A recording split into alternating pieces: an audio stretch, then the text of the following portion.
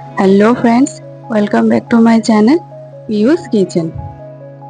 আজ বানাবো একদম ভিন্ন স্বাদের একটি আলুর তরকারি রেসিপি। আমরা মিষ্টির দোকানে কচুরি, লুচি, পরোটার সাথে যেরকম তরকারি খেয়ে থাকি, আমি বানাবো আজকে ঠিক সেরকমই আলুর তরকারি রেসিপি। একদম মিষ্টির দোকানের মতো আলুর তরকারি রেসিপি। এটি বানানো খুবই সহজ এবং খুবই কম সময়ে হয়ে যায়, আর খেতেও খুব টেস্টি লাগে। তো চলুন দেখা যাক কিভাবে বানাই আজকের রেসিপি। আমি এখানে টুকরো করে আলু কেটে নিয়েছি। আমি খোসা সহ আলু রেখেছি, আপনারা চাইলে খোসা ছাড়িয়েও নিতে পারেন, তবে খোসা সহ আলুর তরকারি খেতে ভালোই লাগে। এবার আমি একটা ভাজা মশলা বানিয়ে নেব। তাওয়াতে দিয়ে দিচ্ছি 1 চামচ গোটা জিরে, 1 চামচ গোটা ধনে, আর একটা শুকনো লঙ্কা, আর একটা ছোট এলাচ, আর এক টুকরো দারচিনি। এবার সমস্ত মশলাগুলোকে আমি ভালো করে তাওয়াতে ভেজে নেব। গ্যাসের ফ্লেমটা অবশ্যই মিডিয়াম আঁচে রাখবেন, না হলে কিন্তু মশলাগুলো পুড়ে যাবে। এবার আমি এগুলোকে রোস্ট করে নিয়েছি। এবার কড়াই বসিয়ে দিয়েছি। কড়াইয়ে দিয়ে দিচ্ছি তেল।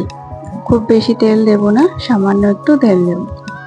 আর দিলাম গোটা জিরে, একটু দিলাম হলুদ, 2টো কাঁচা লঙ্কা, আর 1 চামচ মতো আদা বাটা।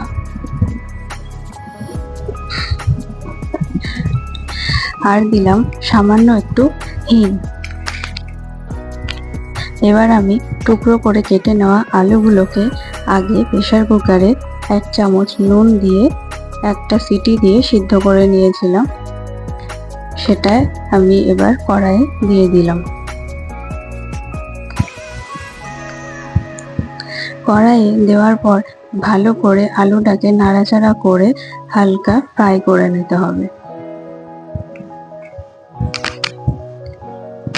এবার দেব 1 চামচ মতো হলুদ গুঁড়ো, আর দেব সামান্য একটু নুন। যেহেতু আলুটা সিদ্ধ করার সময় আমরা নুন দিয়েছিলাম, তাই এখন অল্প পরিমাণে দিলাম। আপনারা অবশ্যই নুন টেস্ট করে তবেই দেবেন। এবার দিলাম সামান্য একটু চিনি। এবার সমস্ত কিছু দিয়ে ভালো করে নাড়াচাড়া করে আলুটাকে আবারও ভালো করে ফ্রাই করে নিতে হবে।